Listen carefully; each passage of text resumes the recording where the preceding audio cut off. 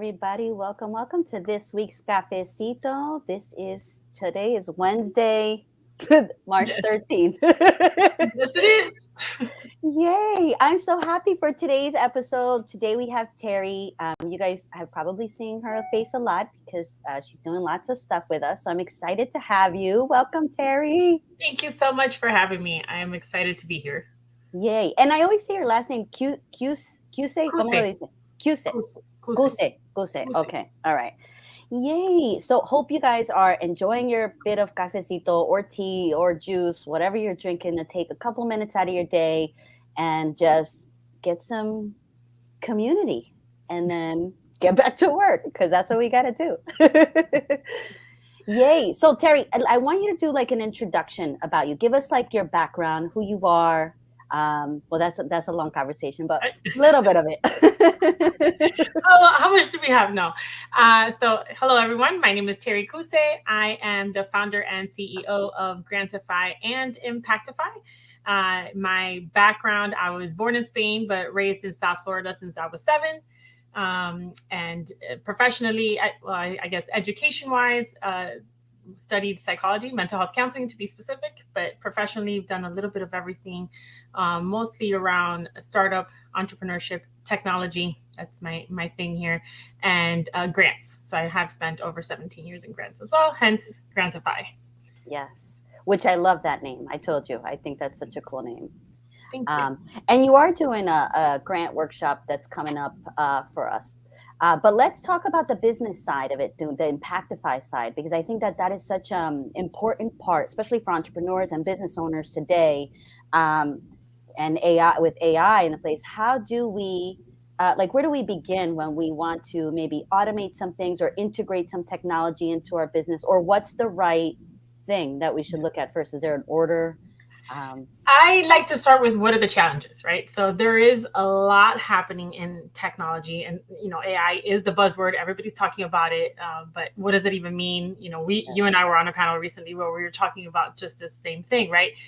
There is a lot. It could be overwhelming. So instead of trying to capture the world and everything that's going on, start at home, right? Start with your own organization and seeing, okay, what are some areas, some pain points that you're struggling that are preventing you from being productive or slowing your productivity and your growth, right? So looking at those pains, there's most likely a technology solution to help with whatever challenge you're going through. So that's where I would start and say, okay, it'd be great if every time I find this, it would automatically pop up into the CRM. All right, maybe there's a way to automate that function as an example, right? Yep. So that's a good starting point, because if you're trying to catch up with everything that you see on social and on internet and so forth, you're never going to catch up. So this is my method of eating the elephant one bite at a time. Yeah, exactly. I know there's so much. Where do we start? There's so many things. Sometimes I'll come across a tool. I'm like, oh my God, I need to use that. It's amazing. But I don't have anything to actually use it on right now. Yes, I am guilty of that myself. There are plenty of platforms that I'm using. I'm like, why am I using 6 of them? It's just because I want to play with them. Yes. So then you have to bring it down, and then that could also lead to challenges as an organization. You find the next cool tool and you try to implement it, but now you have overlapping platforms and you're inputting the same thing over and over. So it's almost like software hoarding. That's really a thing. I know. Never thought of it that way. That's funny. It's true. We because there's sometimes I have tools and then I'll go back to one and it's like, oh my God, I used to use this 4 years ago and I totally forgot about it. But I have it installed. I've done some things on it, but because other things have come in the picture, you lose sight of some of those things. Yes. How do you manage your tools? Like all the different, Well, like everybody else, I get lost in it too, right? Like I just said, I play with them. So sometimes I'm like, whoa, why do I have 3 systems that can all do some type of CRM functionality, as an example, right? Because everybody's looking for better ways to CRM. Exactly. And I look at them like, okay, what makes sense? What do I need a CRM for, right? Exactly. So I am not, I'm a small company. I don't have a sales team. I don't really need the big fancy with all the sales pipelines and so forth. I just need to keep track of who's where, especially I'm more project specific. So, again, taking self look, right? And whatever your organization is, what are the true functionalities that you need? You don't need all the bells and whistles, then you don't go for all the bells and whistles. So I think it's a lot of, now I sound my mental health side, a lot of self reflection, but for your organization. That's important part. That's an important Yeah. part. Yeah, because otherwise, I mean, if we're always chasing the next shiny thing, you're gonna end up like us, where we have 7 different softwares that can do the same thing on our, and we're not using them at all. It's just taking up space, and then Yeah. you forget what you have where. Yeah. Like cloud services is another one for me. Cloud services, like storage cloud Yes, like services. OneDrive, Dropbox, Like, Google where Drive. is this? I know I saved it. How many of you deal with that? Where is this? I know it's on my computer somewhere. Yes. Or Yes. on the Well, cloud when you somewhere. work with different people who use different tools, right? So, like, especially I saw with grants, I'm working on applications. I need to capture materials from the Yeah. organizations. Maybe they're a Google company, maybe they're a OneDrive company. So then I have to have access to all. But then I forget where I saved what. I'm like, okay, which one am I using? Like, again, it's a lot of like step back for a second and saying, okay, what makes sense for me? I can have copies for the client of who I'm working with on the drive that they prefer, but where am I hosting the home, right? Yeah, yeah, that's important. I think everybody has their own form of organization. Some is chaotic organization that works, Yes. right? And some are very like, man, I admire those people. Yes. Like, I wish I could do Organized that. chaos is the thing, okay? Yeah, it is. It is. I can't, like, if everything is like well, I mean, I'm a little bit of both. I like Yeah. things to be like neat, and my organized chaos is like neat. I consider it neat. Like, I know where it is. I know what I'm looking for. Um, but the habit is when we're downloading stuff, right? It's like it all goes into the downloads folder, and then I don't save it to another folder because I only need it that one time. But Yeah. then I need it another time when I need, like, some other time I'll need. I'm like, I need to download that thing again. I know I have it, but I have to start. But so that goes all back to, like, as business owners and entrepreneurs, we need to have clear systems of what works for us. Yeah.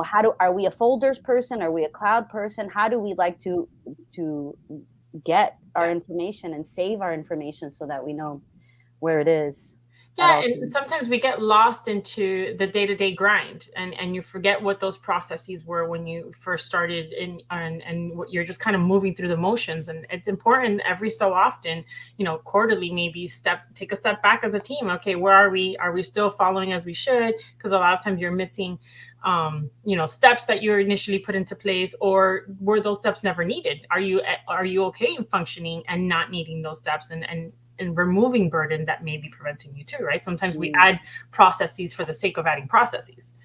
So it's I think bottom line in every organization, which is very difficult, especially for the small to medium sized businesses, to step away for a couple hours or half a day as a team and say, okay, where are we with our streamlining of things? I love that perspective because I don't think you're right. We are in the grind of, like, getting the things done, but it's about stepping back and say, okay, what's working for us and what's not, or what can be streamlined a little bit better so that, Yeah. There's everything. usually a bottleneck somewhere that's preventing you from, that's causing the day-to-day stress of like, oh my gosh, if I have to fill out this form one more time, okay, well, if that's an issue, why don't we automate that form? What's the process? But if you're Yeah. not taking the time to assess, you're just adopting stuff for the sake of adopting, and you're just complicating your life more. Yeah. Yep.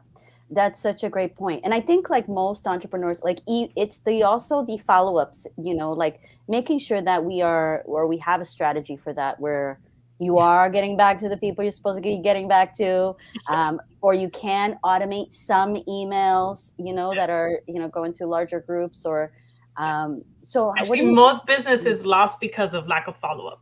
Yeah. I Yeah. mean, I know there's a stats out there, and I remember reading. I just don't remember off the top of my head, and I don't want to misquote it, but it's like a Yeah. pretty high percentage of sales or deals that are lost because of the lack of follow up. I was in product sales way earlier in my career, and they used to always say is like it's usually at the 7th or 8th follow up that somebody says yes. So Exactly. if you're giving up on 3, you're never going to get that deal. Yeah, and some people give up on that one, right? This person said no once, and then that's it. They're not ready. They're not going to do this. But it's so true. If you believe in your product and service and you have something valuable to offer, it's about really showcasing that. And the only way you're going to showcase that you're that it's something good and worthwhile for that end user is to just keep pinging them. Yep. I believe in this enough to bother you every now and then to, showcase and make sure that I come up on your alert, because sometimes they're not ready at that moment, but they're ready. Sometimes you hit them at that right moment.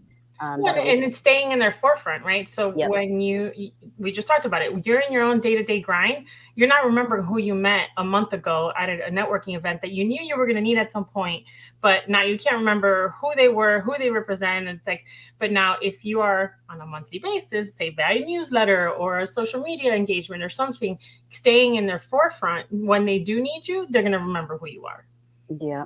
Yeah. Do you have a system for that? Like, because I mean, I write everything in my notes. I'm I an mean, I tried Apple to. note.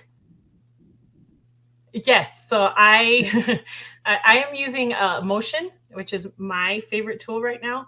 So Motion is mostly a calendar management tool, but it has an AI component on it. And yeah, I'm such a geek. But yes, I love it because I can put all my tasks in there, including the follow-ups, and puts reminders. And if I want it to be recurring, I can tell it, hey, remind me on a weekly basis. So it manages all the things that I need to do in there, and it yells at me. Yells. It sends me notifications when I put something, like, let's say I want to follow up with Sandra next week by Wednesday. So sometime between now and Wednesday, it's going to get automatically put onto my calendar as a task. If for whatever reason I get complicated and Wednesday comes around and I haven't followed up with Sandra, it's going to send me a notification. Hey, this is past due. Do you want to extend the deadline, or do you want to, take care of it right now, kind of thing. So that's one way that I do it. I do a lot with Motion, and it has Siri integration. So if I'm coming back from an event and I don't want to forget, I say, hey, I don't want to say because it's going to remember. Hey, Yeah. Siri, I have to cover it. Yeah. Add this to my Motion task list, and then it'll get automatically calendared in. That's currently what's helping me remember who I'm talking to and when I need to do something. Yeah, I need to integrate that. I know Kat had sent me the link to like get it up, and I need to do that because I didn't know she integrated with Siri. Motion integrated with Siri. It's relatively new. Okay. Integration. Yes, I got very excited when that came out. Yeah, no, that's important. Like you could say it to the HomePod, right? Like okay.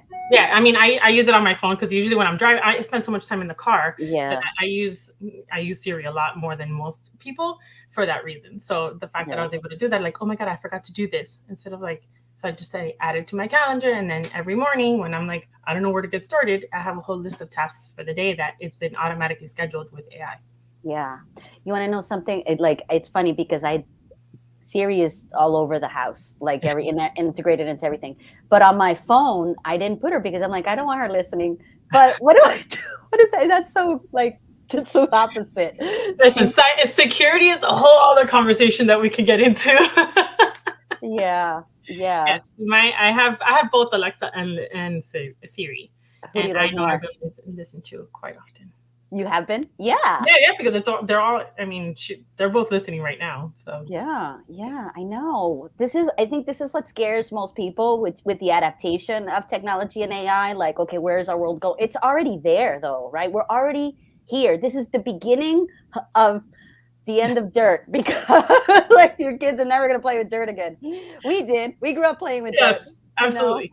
I don't know. Yeah, but I think it's being mindful again, right? So yes, the technology's here. It's not going to go away. Might as well use it for assistance, but be mindful of the technology that it does there, that it is existing and it is listening. And if you are going to use home devices, whether it's Apple Home or Google or Alexa, be mindful that they're paying attention. Now, there are ways, like you just said, that you can turn it off if you don't want it to listen all the time. But then when you say, hey, Alexa, turn on my lights, it's not going to respond because it's not listening. So just knowing how you, oh my gosh, you just responded. Yeah. Even if something sounds like her name, out of randomness, she'll just answer something, and I'm like, what the hell? What are you doing? Nobody's talking to you. Yeah. All right, so let's dive into the Grantify side, because we do have an upcoming workshop, and that's going to be amazing, I know. And grants, we're starting to see them. I know people have trouble filling them out. People have trouble even going after them because you feel, what am I going to do? I don't know how to complete an application, which is what you're going to walk us through a lot at the workshop.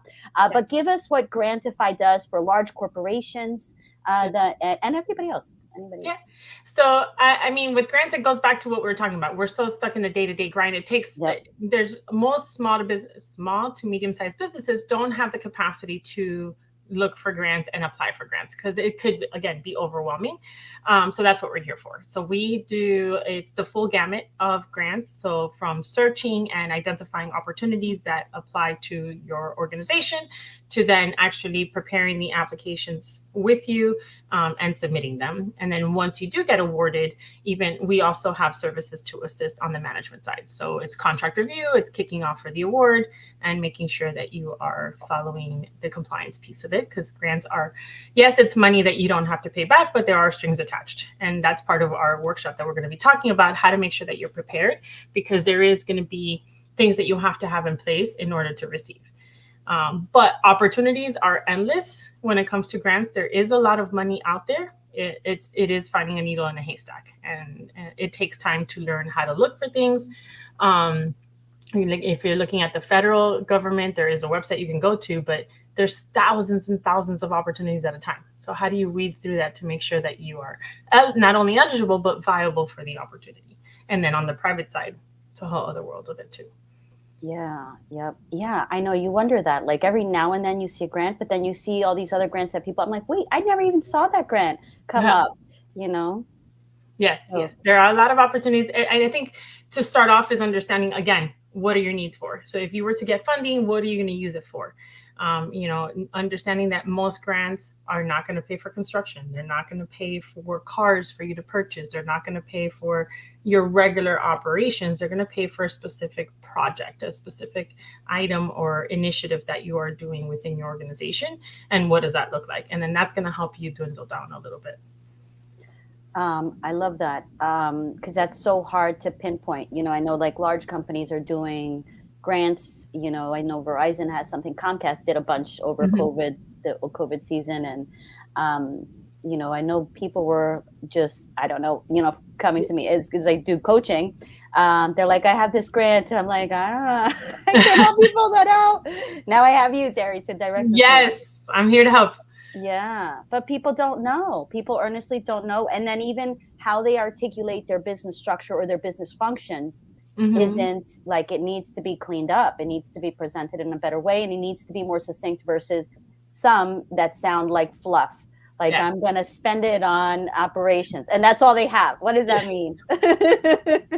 Well, and you also want to angle your answers depending on what the funder's looking to fund, right? So, like you mentioned, Verizon. Verizon, I think, has an opportunity now that it's specific for women because it's Women's Month, right? So, if you're not a majority female-owned company, probably shouldn't be the one applying for this. But if you are, what does that mean? And then again, they're looking, usually when they have an initiative like this, they're looking for an impact piece.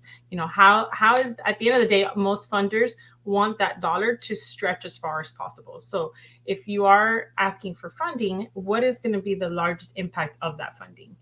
If you're using it to hire one individual, then you're going to have to really set the case of how that one individual is going to have a ripple effect in the rest of the community, as an example, right? Yeah. Versus I'm going to use it for XYZ that's going to reach 40 people. And I'm over generalizing and simplifying, but just to give perspective. No, that's a great point because some people even don't know that the 40 people, like I'm going to do this for this. I don't know how many people are going to be impacted because so many business owners are in their business and they don't know the strategy side. They just know the nuances of what they specifically do, and not the marketing and outreach Yeah. side of things.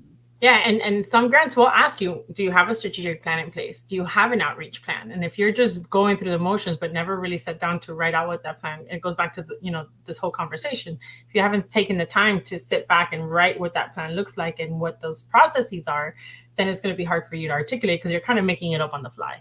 And reviewers, that's what they do. They review grants all day, all the time, so they can see what's been made up versus what's well planned. Yeah, for sure. And you can't just use AI to create to answer questions. I've seen that in conversations and in groups where people are like, "Oh, just take the grant, all the questions, and drop it in AI, and then let it fill out the Yeah, questions for you." no. No, If you no. try it, it's going to be a lot of fluff, and there's Yes. nothing concrete. So it's funny because testing it, there was a platform that I used that it helps you with your grant applications, and it has an AI component to it. So to test things out, I used ChatGPT, and I put in the question, and it already had the background of the company, and I used it to just to test it for funsies. Yeah. Yeah. And the platform, which also had AI, is like, yeah, this one's not. It's a low grade. You may want to look to improvise. Like when you look at it, because again, the content of it is not the meat and potatoes. It's very fluffy. It's very high level, very Yeah. abstract. So when you're looking to answer the question, it's not really there. And I would say that that's one of the challenges with organizations who are so dependent on Chatty or ChatGPT, because they're taking it at face value. It should, Yeah. now, can you use it to help generate an idea? Like, oh, I don't know how to articulate this part. Let me pop this in here, and then use it, and then make sure that you are adding the details into it, the meat and potatoes piece. Yeah, that is such an important part, is that meat and potato side. The just Yes. the really the details of what it is that you do, and how that all is aligned with your mission and your vision of the organization, and Yes. what you plan. I know high level stuff. I read some stuff and I'm like, I I, should. it's funny too. I'm at the point where I could see when people use Chatty. I'm like, that's Chatty's voice. And I Yeah. was like, and if I could do it, I'm sure others are recognizing it too. So just keep that Yeah. in mind when you're using it. Hmm. Yeah, we can't. Yeah. Fluff is only going to get you so far. Yeah. Fluff definitely is only going to get you so far. There's a new tool. It's humanize.ai. Is it humanize.ai, where I, you can take, and I wouldn't recommend this. I'm just saying, I mean, taking a chat, well, I sort of would recommend this, but if you output something on ChatGPT, but again, it has to be filled with the substance of what your organization does. So make sure that you are asking the AI, specific questions that is aligned with your business. But on the output, definitely tweak it and work it. And I know I've mentioned the Grammarly plagiarism tool, but also dropping it in Humanize AI, because organizations want to know that you're writing this from your voice, your tone. mm-hmm. And again, like you mentioned, sometimes we don't have the time to do all that, but another AI tool is Yes. humanize.ai. And that will tell you, is this written by a chatbot, or is it written by a person? And how will it screen out to other people that's reviewing that document, that check, because they'll check if it's Yeah. written by an AI. Yeah, I mean, at the end of the day, tools are awesome. I'm all about it. Let's go tech, but Mm-hmm. don't lose that human component, that critical thinking component, because Chatty can go down, and so can some of the other AIs. I mean, I think it was yesterday, the day before, ChatGPT was extremely slow. It was, I don't know what was happening, but it was like you were trying to talk to it and it wasn't responding. And if you're so dependent on it that's what you're using entirely, what are you Yeah. going to do? Because at the end of the day, tech goes down, tech needs updates. So use it, and not only with AI, but any tool that you use, knowing that you have to have a backup just in case. And that's the human critical thinking piece that you're talking about. Yeah, yeah, absolutely. And that is the know what it is that you do, know who you do it for, and know how you serve them best, the problems that you're actually solving for them. These are the critical things that when they, not a lot of people actually take time to really identify those things. So those are the simple questions, but they just think overarching, like I do this. So everybody ideally would be a customer for this, but it's not. We want to be very detailed with who are the people that we serve, what are the problems that they have that we know we have a solution for, and being clear on that.